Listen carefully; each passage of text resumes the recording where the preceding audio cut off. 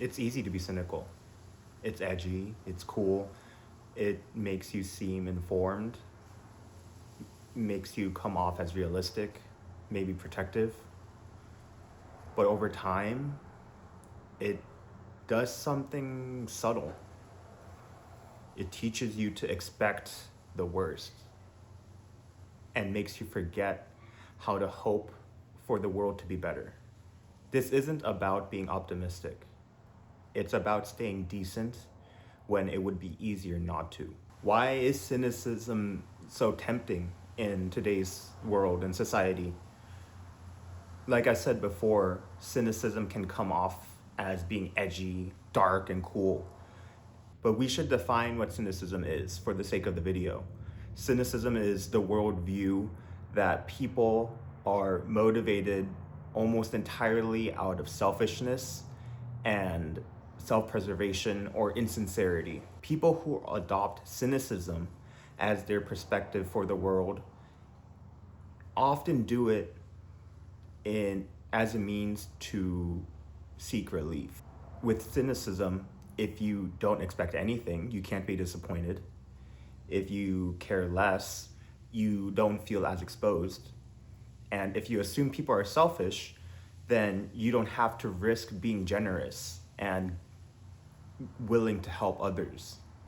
But that sense of relief comes at a cost, because the more cynical you become, the smaller your sense of responsibility gets. When society is filled with people who make these small decisions every day to see the world a certain way, then everyone ends up contributing to an unwelcome and cold world. Then people start asking what you can get away with instead of what you can do to be better. And like I said in my previous videos, the state of the world and the state of you as an individual and as a person, both are a culmination of small acts that are done intentionally and over time. Cynicism doesn't happen all at once. Oftentimes, it's many discouraging experiences adding up and building into this perspective of the world and of life. Some examples might be seeing the news, where we're bombarded with information and happenings across the world regarding death, starvation, the unfair treatment of others, or the unfair treatment of yourself at work or at school. This constant experience, hearing and seeing that life is unfair over and over again. These experiences lead you to start making concessions in jokes that you wouldn't have made before, cutting corners just because everyone else does it, or just because people may expect of it because life is unfair. But the hard part is, and the truth is, that you're better than that. You need to hold yourself accountable to be better than that. You aren't cruel. You're just tired.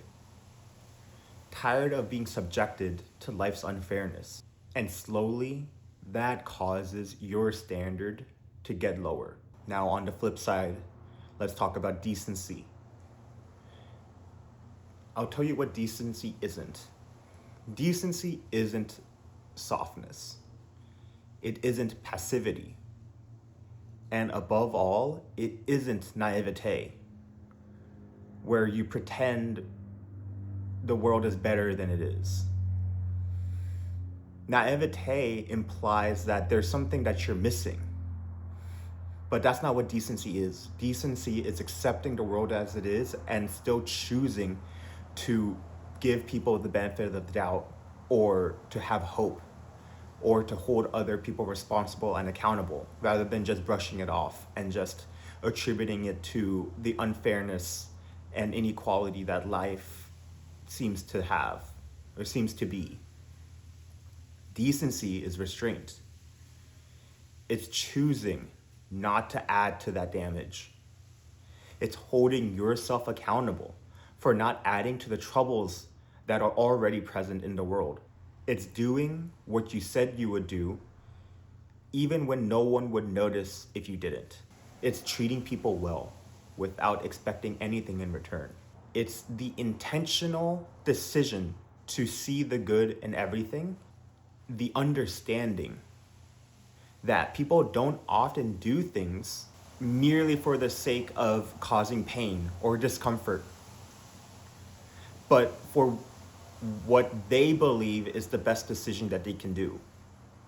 That isn't to say that people don't act out of selfishness and don't act out of just wanting to cause harm.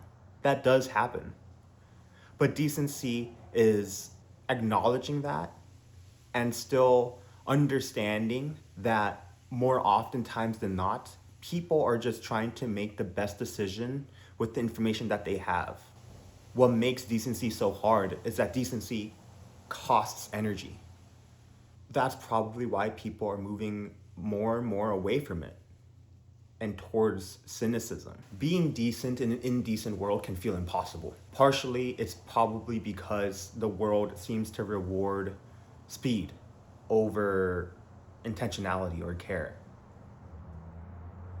Reacting to unfairness is immediate. Outrage and strong emotions travel way faster than understanding, taking the time to sit back and really processing what happened.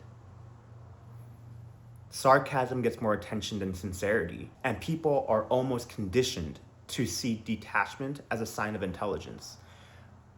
We've somehow been stuck in a world where connecting with each other has become a sign of weakness. A lot of viral videos often involve big, loud, strong negative emotions.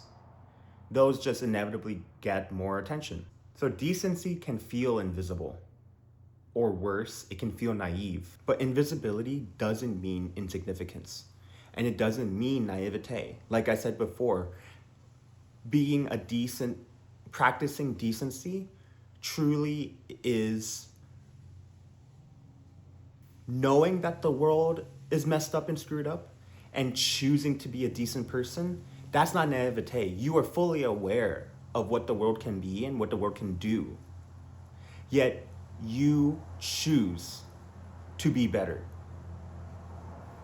You choose to be stronger and unyielding to the forces that want you to fold. When you abandon decency, you don't become powerful. If anything, it's a sign of weakness. You're folding, you're bending, and you're collapsing to the world's pressures. You become reactive. You start living in response instead of principle. And eventually, you lose respect, not only for others, but for yourself. The misconception is that cynicism gives you protection, but you end up feeling empty. Is a rock that stands in resistance to torrential downpours, turbulent gusts, and earth-shaking events and quakes not a greater symbol of strength, consistency, and resiliency than a blade of grass that bends, breaks, or folds in response to the environment, to something as gentle as a small breeze? The other thing we need to accept about decency is that being decent often looks unremarkable. It looks like telling the truth when it would be easier not to, listening when you would have dismissed, doing your work thoroughly and honestly without cutting corners. At the end of the day, decency looks a lot like self-control. It looks like patience. Like refusing to become someone you wouldn't respect. These choices don't change the world overnight, but they change you. And if you add up all the people who are willing to do the same thing, real change can occur. Change is the product of hundreds, if not thousands, if not millions of people making similar decisions and choosing to be better and pushing society and expectations forward. Decency is a strength because it's voluntary. Another example, or a well-known example in literature would be from Dune, in which the Bene Gesserit test certain subjects with pain. They put the subject's hand in a box in which they feel immense heat as if their own hand is going to burn off. In the text, they explain that it is to be an animal is to act out of instinct. An animal who is not in control of their emotions or their feelings or their sensations at the first experience of pain would withdraw from the box.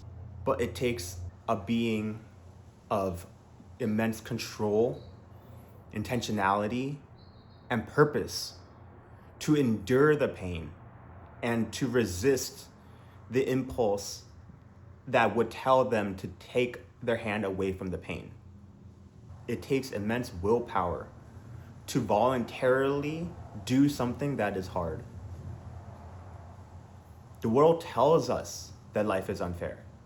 You hear what the world is saying, but you choose to be firm and to be otherwise.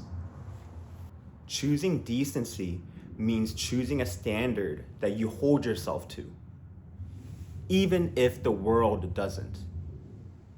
That is true strength. So you don't have to fix the world. You don't have to be exceptional. You don't have to be loud about your accomplishments and your goals. But what you have to do is to decide who you are not willing to become. And in a cynical world, staying decent is a choice you make every day. And every day you make it, you make the world a little less cynical. You contribute to making the world better, and you contribute to progressing and improving other experiences. And all of that starts with yourself.